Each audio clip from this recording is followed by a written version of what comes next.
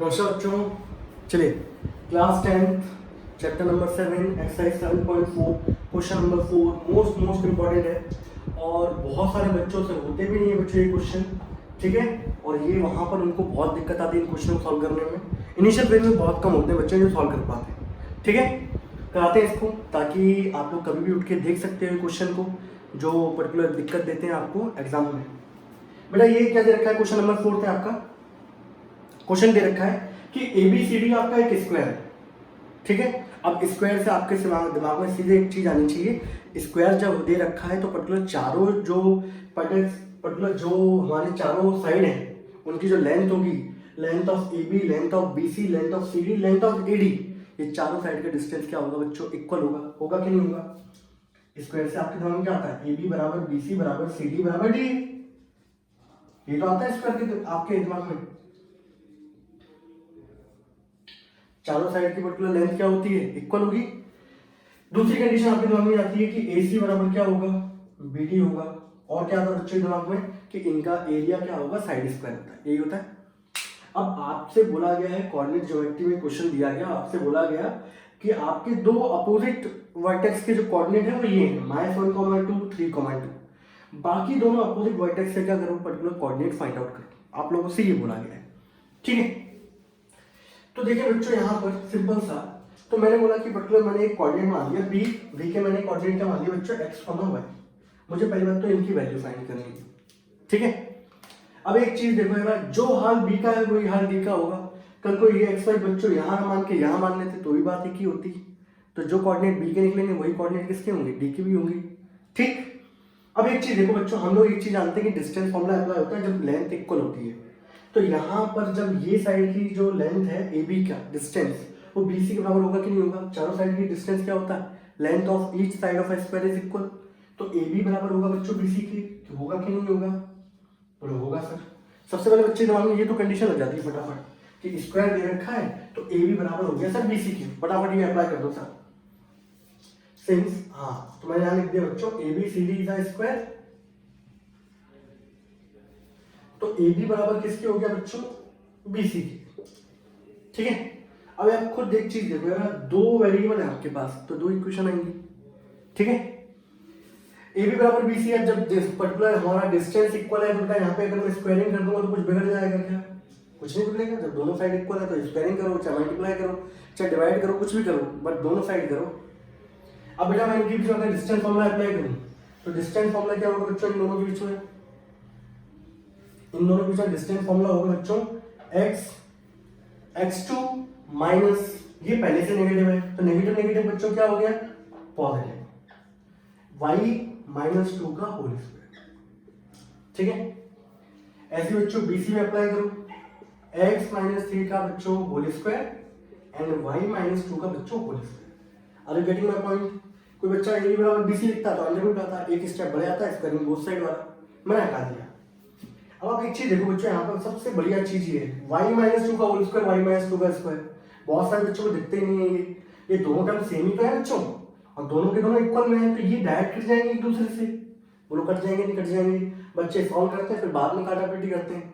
अरे डायरेक्ट दिख जाओ ना, आपको डायरेक्ट दिख रहा है ना, ये से यस और नो, बोलो हाँ सर दिख रहा है।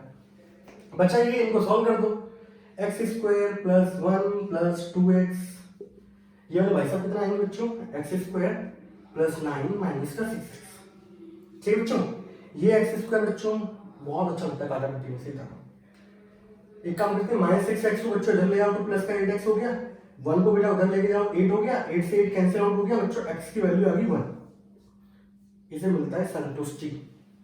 आपके एक कोऑर्डिनेट की वैल्यू निकल आई, मतलब यानी कि कुल मिला के क्या हो गया, 50% काम तो आपका हो गया, ठीक है। अब बची बात किसकी निकालने की, y वाले कोऑर्डिनेट की। अब y वाला कोऑर्डिनेट कैसे निकालोगे, पहली बात तो ये बताओ, खुद की बुद्धि लगाना, वीडियो पॉज कर देना, उसके बाद सोचो और मुझे बताओ, ठीक है। मैं कंटिन्यू करता हूं बेटा। बच्चे क्या करते हैं सबके सब ये तो फटाफट अप्लाई कर लेते हैं, दूसरी कंडीशन में अटक जाते हैं। तो आप जब क्वेश्चन ये करोगे, कल को ये question exam point of view में पूछा जाएगा, ये कोऑर्डिनेट चेंज कर दिएंगे बेटा, बस और कुछ चेंज नहीं होगा। जो इसके पीछे का जो कंसेप्ट है वो बिल्कुल क्या रहेगा, सेम। आपके चेंज क्या होंगे, ये कोऑर्डिनेट चेंज होते हैं बच्चों। Are you getting my point? ये कोऑर्डिनेट चेंज होते हैं बच्चों, इसके अलावा बाकी पीछे का जो कंसेप्ट है वो कभी चेंज नहीं होगा। तो आप जब यहाँ पर करेंगे अगला क्वेश्चन जब होएगा तो ये डिस्टेंस इक्वल कर दो।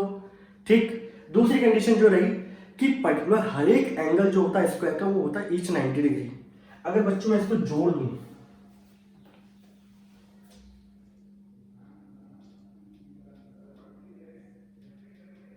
इसको मैंने जोड़ दिया, आपको पता है ये एंगल कितना है बच्चों, 90 डिग्री होता है। तो एक राइट एंगल ट्रायंगल बन गया कि नहीं बन गया, ABC बन गया। अब आप एक चीज जानते हो, यहाँ पर राइट एंगल ट्रायंगल में पाइथागोरस थ्योरम बच्चों को हर एक को पता है कि हाइपोटेन्यूज का स्क्वायर जो होता है वो बाकी दोनों साइडों के स्क्वायर के सम के बराबर होता है। बोलो हाँ कि ना। तो AC का जो स्क्वायर करेंगे वो बराबर होगा AB square plus BC square के। बोलो होगा कि नहीं होगा, सही है सर नो, बोलो सर होगा। तो हम लोग एक काम करते हैं बच्चों, तो यहाँ मैंने लिखा सबसे पहले एक काम करता हूँ, मैं यहाँ पे AB स्क्वायर निकाल लेता हूँ बच्चों। AB स्क्वायर निकालूंगा बच्चों कितना आएगा, x2 माइनस x1 का whole square plus y2 minus y1 का होल स्क्वायर। ऐसे बच्चों में अगर BC निकाल लूं, स्क्वायर निकालना है तो अंडर रूट तो आएगा नहीं, BC स्क्वायर निकालूंगा बच्चों कितना आएगा, x माइनस 3 का होल स्क्वायर y माइनस 2 का होल स्क्वायर। अब बेटा एक और क्या निकालेंगे, AC स्क्वायर। AC स्क्वायर बच्चों कितना आएगा, x2 माइनस x1 कर दो, 3 माइनस माइनस बच्चों कितना हो जाएगा, मैं लिख ही देता हूं तुम लोगों के लिए, टेंशन मत लो, 2 माइनस 2 का होल स्क्वायर। ठीक है बच्चों, तो AC स्क्वायर यहां से सॉल्व कर लेते हैं हम लोग फटाफट। नेगेटिव नेगेटिव पॉजिटिव, 3 प्लस 1 4, 4 का स्क्वायर हो गया 16, 2 में से 2 गया 0 और 0 का स्क्वायर 0 आता है। ठीक है, तो यहां से बच्चों हमारी मैंने AB स्क्वायर निकाल दिया, मैंने BC स्क्वायर निकाल दिया और मैंने बच्चों यहाँ पे क्या निकाल दिया, AC स्क्वायर, क्योंकि पाइथागोरस थ्योरम वाली कंडीशन अप्लाई करेंगे अब हम लोग, समझ रहे। तो पहली कंसेप्ट से तो बहुत जल्दी बच्चे ये निकाल लेते हैं।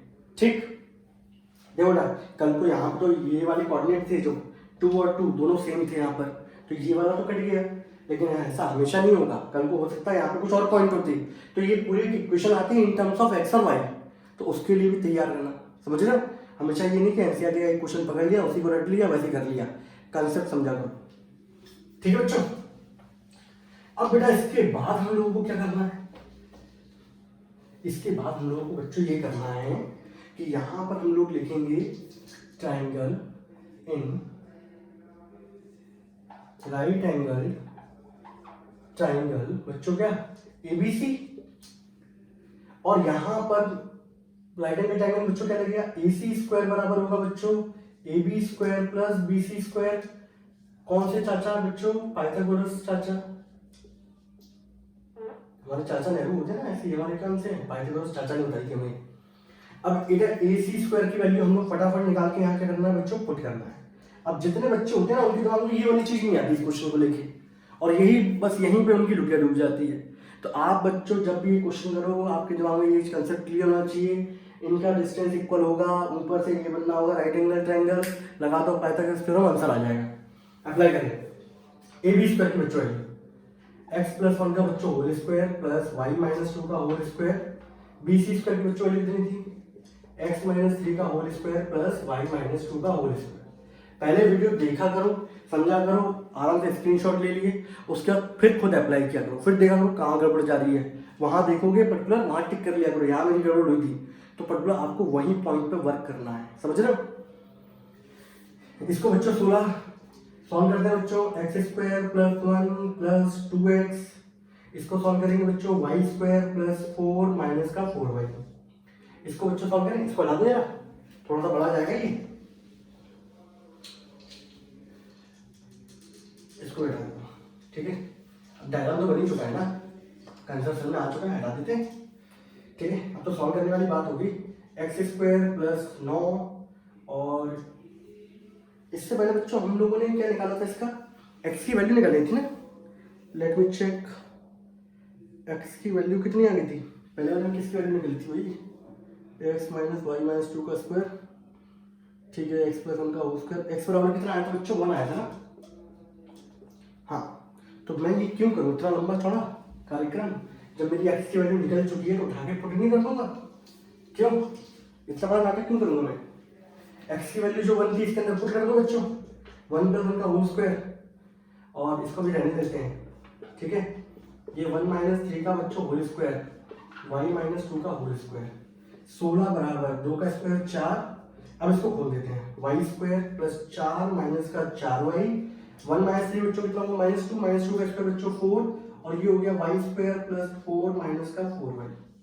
ठीक है, अब आप देखो बच्चों 4 4 4 4 4 चक 16 और ये 16, ये चारों के चारों क्या हो गए बेटा, धराशायी हो गए। Y square plus y square बच्चों कितना हो गया, यहाँ बचेगा 0, that is 2y square minus 4y, और माइनस 4y बच्चों कितना हो गया, माइनस का 8y। ठीक है, अब इसके बाद की कंडीशन समझ लेना बच्चों, बहुत इंपॉर्टेंट है। तो 2y स्क्वायर माइनस का 8y बराबर हो गया बच्चों 0। यहाँ पे दोनों बच्चों कॉमन क्या आएगा, 2y, अंदर कितना आएगा y माइनस का 4। अब पर्टिकुलर हमारी क्वाड्रेटिक इक्वेशन थी, इसके दो फैक्टर आए। क्वाड्रेटिक इक्वेशन में आपकी डिग्री होती है 2, तो बेटा उसके रूट्स भी कितने निकलते हैं 2। तो यहाँ दोनों फैक्टर हैं, इनको 0 इक्वल करेंगे। बच्चा ऐसे y की वैल्यू 4 निकाल देता है, 0 नहीं निकालता। जब आप इसको पुट करोगे बच्चों 0, 2y बराबर 0 एंड y माइनस 4 बराबर 0, तो y की वैल्यू आ गई बच्चों 0 एंड y बराबर हो गया 4। सिंपल है। सबसे पहले मैंने e बराबर ac किया, वहां से x की वैल्यू निकल आई, फिर मैंने इसमें राइट एंगल ट्रायंगल लगा दिया और सीधे यहाँ पे वैल्यू पुट कर दी, x की वैल्यू 1, वैल्यू पुट कर दी, y की वैल्यू निकल आई 0 और क्या बच्चों निकल आई 4 निकल आई। अब सिंपल सा x की वैल्यू आई थी 1, तो आपके जो पॉइंट होंगे कोऑर्डिनेट ऑफ b वो क्या होंगे, जब x बराबर 1 होगा तो y बराबर 0 रहा होगा, एंड x बराबर 1 होगा तो y की वैल्यू कितनी होगी 4। सो बेटा जो कोऑर्डिनेट हमारे b के होंगे वही सेम कोऑर्डिनेट बच्चों किसके होंगे, d के भी होंगे। Coordinate of b is equals to coordinate of d, समझ रहे? क्योंकि पर्टिकुलर हमारे पर्टिकुलर क्या है, दोनों पॉइंट सेम जगह ही थे लोकेशन, अगर उसको वहां से कंसीडर करते b की जगह d को कंसीडर कर ले तो d के पॉइंट निकलते। तो सिंपल सा हमारा ये हटा दो इसको बच्चों, तरीका समझ में आ गया। तो लास्ट स्टेप बस क्या होगा यहाँ पर,